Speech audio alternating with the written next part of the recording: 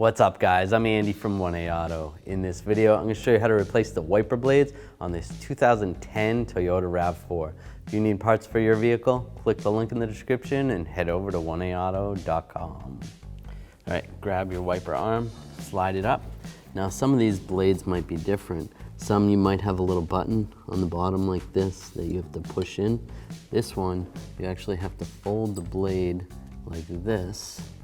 And then there's two little ears right there that hold this arm in. You just slide it off the ears. You can slide it right off.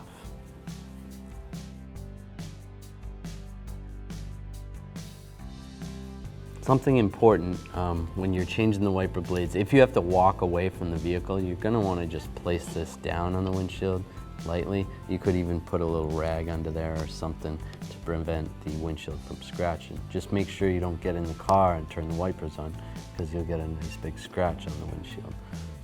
But you don't want this to just be hanging out like this, because this could just slam down and crack your windshield. All right, now I'm going to install the wiper blade.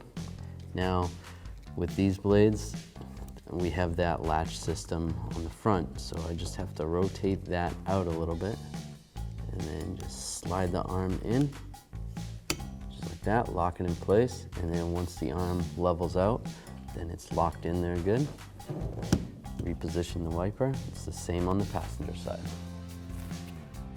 Thanks for watching. Visit 1aauto.com for quality auto parts shipped to your door, the place for DIY auto repair. And if you enjoyed this video, please click the subscribe button.